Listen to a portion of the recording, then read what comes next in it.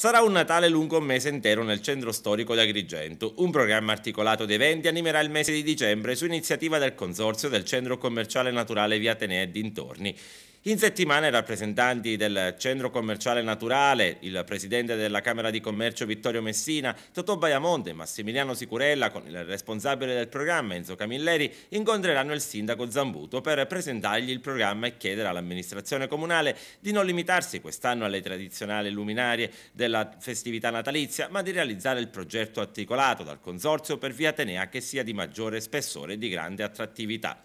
La proposta è di un Natale diverso per il centro commerciale naturale e per le zone limitrofe del centro, in cui tutti gli esercizi rimarranno aperti anche nei giorni festivi e nelle domeniche, un non stop di manifestazioni, spettacoli, animazione e intrattenimento per tutte le età. Ma già da questo mese il centro commerciale naturale anticiperà la ricorrenza di ogni Santi, caratterizzata quest'anno da un lungo ponte con l'apertura dei negozi e degli esercizi pubblici sin dal prossimo 30 ottobre fino al 2 di novembre. La Via Tenea si risveglia, ci lasciamo alle spalle la stagione estiva e inizia quella autunnale con l'ultima domenica di ottobre con la prima apertura nel festivo, continuiamo con il 1° novembre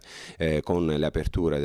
dei negozi e delle attività del centro storico, quindi Via Tenea, Via Pirandello, Via Gioeni, per poi riprendere dopo una breve pausa dall'ultima di novembre e non fermarci più fino a metà gennaio con l'ultima domenica di apertura che è quella del 15 gennaio. Naturalmente all'interno di queste domeniche abbiamo pure l'8 dicembre, il 6 gennaio e naturalmente oltre all'apertura, e quindi invitiamo tutti a raggiungerci e vivere questo centro storico, naturalmente garantiremo nel mese di dicembre un addobbo adeguato e un'animazione che darà a tutti la possibilità di godere di un centro storico vivo e bello come quello della città di Agrigento. Ecco, proprio per quanto riguarda il periodo natalizio, avete pensato proprio di organizzare una serie di manifestazioni proprio per rallegrare sempre più gli agrigentini? In cantiere ci sono tante idee,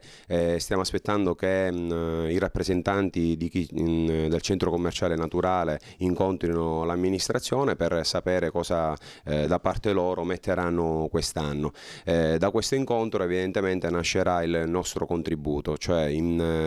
se il comune darà il suo contributo sia dal punto di vista degli addobbi sia dal punto di vista dell'animazione, noi sicuramente faremo la nostra parte come commercianti